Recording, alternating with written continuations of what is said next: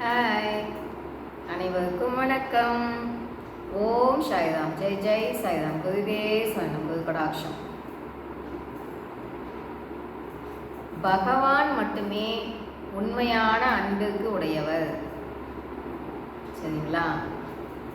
மற்ற மனுஷாக்கிட்ட யாருக்கிட்டையாவது உண்மையான அன்பை பார்க்க முடியுமான்னு கேட்டால் பார்க்கவே முடியாது.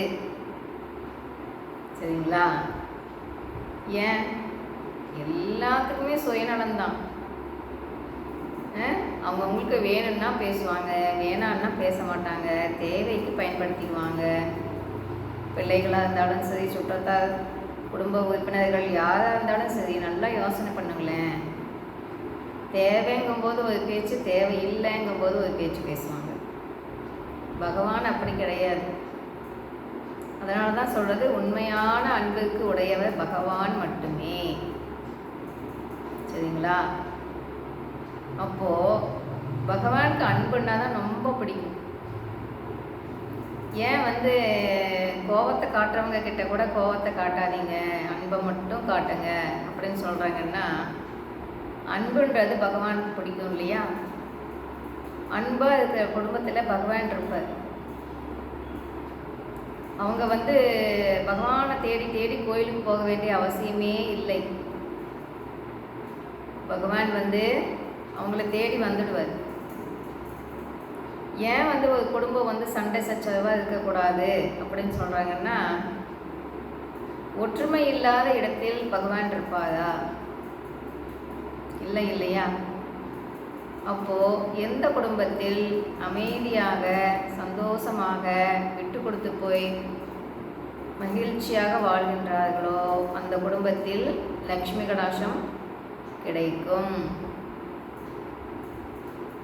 சரிங்களா? கோயில் கோயிலாக போனாதான் நம்மளுக்கு பணம் கிடைக்குமா, நமது சாமியோட அருள் அப்போ தான் கிடைக்குமா அப்படின்னா கிடையாது.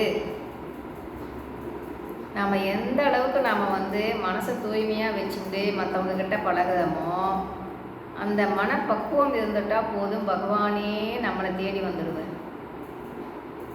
சரிங்களா? பகவானோட அருள் ரொம்ப ரொம்ப ரொம்ப ரொம்ப முக்கியம்.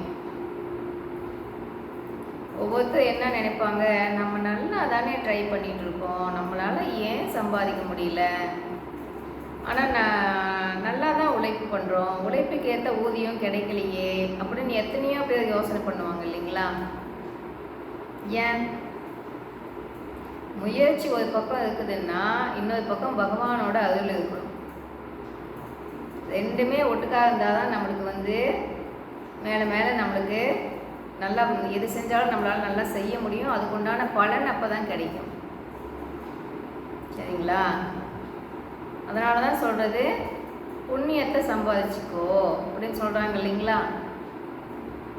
புண்ணியத்தை சம்பாதிக்கும் போது தானே பகவான் அருள் அதிகமாக கிடைக்கும். பகவானோட அருள் எல்லாத்துக்குமே உண்டு, அருள் இல்லாதவங்களே கிடையாது. ஆனால் மேலே மேலே இன்னும் நம்மளுக்கு பகவானோட அருள் வேணும் அப்படின்னா நாம் பகவான் என்னென்ன சொல்கிறாரோ அது எல்லாம் கடைப்பிடிக்க வேண்டியது மிக மிக அவசியம். இந்த ஜன்மத்தில் நாம் எதுவுமே பண்ணலப்பா, யாருக்குமே கெடுதல் நினைக்கல, ஆனால் ஏன் நம்மளுக்கு இவ்வளோ கஷ்டம் அப்படின்னு நினைப்பாங்க இல்லைங்களா? கஷ்டம் துன்பம் என்பது நம் மனதை தூய்மைப்படுத்தவே பகவான் நம்மளுக்கு கொடுப்பார். நம்மளை கஷ்டப்படுத்துவதற்கோ துன்பப்படுத்துவதற்கோ கிடையாது. நம் மனதை தூய்மைப்படுத்துகின்ற செயல்தான் நமக்கு வருகின்ற ஒவ்வொரு துன்பமும் ஒவ்வொரு கஷ்டமுமே ஒழிய நம்மளை துன்பப்படுத்தி பார்க்கணும் அப்படிங்கிற ஆசை பகவானுக்கு உண்டா அப்படின்னா கிடையவே கிடையாது. சரிங்களா? அப்போது நம் மனதை தூய்மைப்படுத்த அதற்குண்டான வேலையை நம்மளுக்கு ஒவ்வொரு அனுபவத்தை நம்மளுக்கு கொடுத்துட்டே இருப்பார். அனுபவமே சிறந்த வாழ்க்கை பாடம்.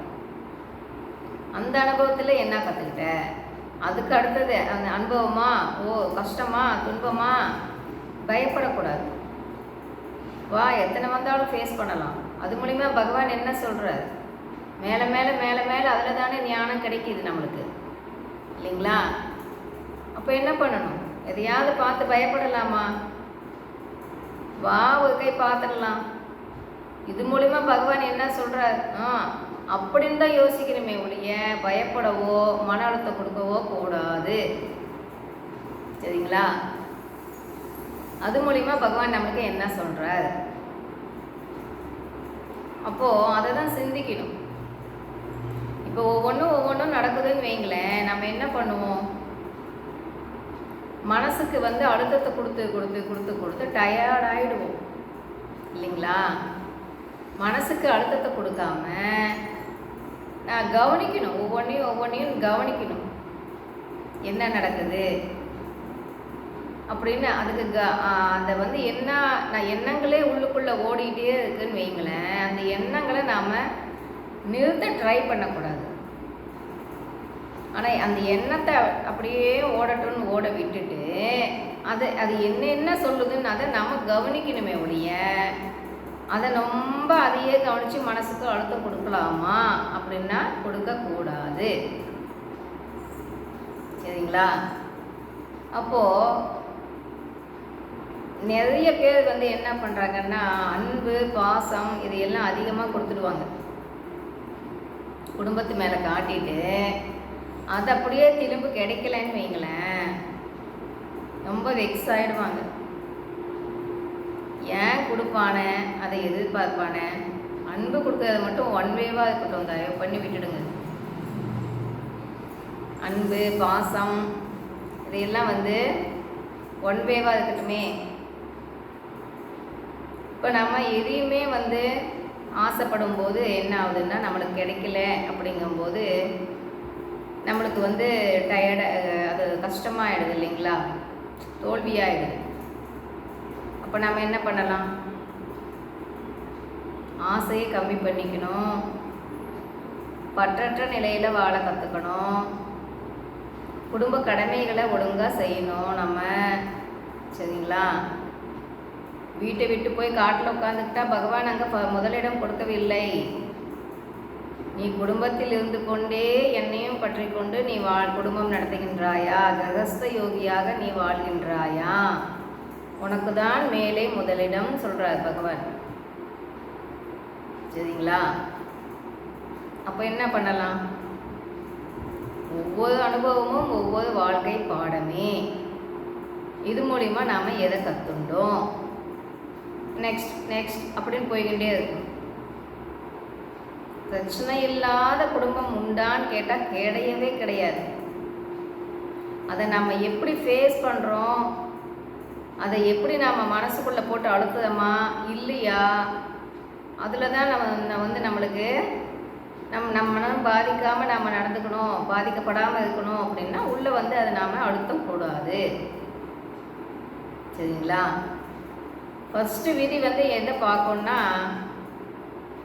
இவங்களை போட்டு தாக்கணுன்னா எதில் இவங்க பெண்கள் மெயினாக எப்படி சக்தியை முழுக்க இழந்தாப்புல ஆயிடுவாங்கன்னா, மனசில் கை வச்சா இதில் டோட்டலாக உடம்புல இருக்கிற சக்தியெல்லாம் இழந்தாப்புல ஆயிடுவாங்க. அதனால் நல்லா யோசிக்கும், இவங்களை என்ன பண்ணலாம். மனசில் கை வச்சா இவங்களுக்கு மனம் பாதிப்படைஞ்சிடுச்சின்னு வைங்களேன், சந்தோஷம் ஃபுல்லுமே இழந்துடுவாங்க அப்படின்னு புரிஞ்சுக்கிட்டு ஃபஸ்ட்டு நம்மளை மன சந்தோஷத்தை தடுக்க என்னென்ன வழி பண்ணணுமோ அதையெல்லாம் பண்ணும். அப்போ என்ன பண்ணலாம்? நம்ம யார் தான் எது தான் சொன்னாலும் நம்ம மனசுக்கு அழுத்தத்தை கொடுக்கக்கூடாது அப்படின்னு முடிவெடுத்துக்கணும். அப்படி முடிவெடுக்கும்போது மட்டும்தான் நாம் அந்த விதியை வெல்ல முடியும். அது முடிக்கும் விதி தான் நம்மளை ஜெயிக்கும். நம்ம எப்போ விதியை நாம் ஜெயிக்க முடியும்? எப்போ நாம் மனசுக்கு அழுத்தம் கொடுக்காம நம்ம மனதை நம்ம எப்பயுமே சுத்தமாக தூய்மையாக எப்போ வச்சுக்கிறோமோ அப்போ நம்ம விதியை நாம் ஜெயிச்சிடலாம். சரிங்களா? உண்மையான அன்பிற்கு பாத்திரமானவர் பகவான் மட்டுமே. அப்போது மற்றவங்க கிட்டையெல்லாம் அன்பை காட்டிட்டு காட்டலாம், தப்பு இல்லை. திரும்ப கிடைக்கலைன்னா தயவு பண்ணி கவலைப்படாதீங்க. சரிங்களா? நம்ம கொடுக்கறதுல மட்டும் இருப்போம், திரும்ப கேட்கறதுல இருக்க வேணாம். ஓகேங்களா? அப்போது மனதை காயப்படுத்தாமல் நாம் வச்சுக்கிட்டோம்னா நாம் வாழ்க்கையில் ஜெயிச்சிடலாம். நாம் வாழ்க்கையில் ஜெயிப்பதற்குண்டான மந்திர சாவி எதுவென்றால் நம் மனமே.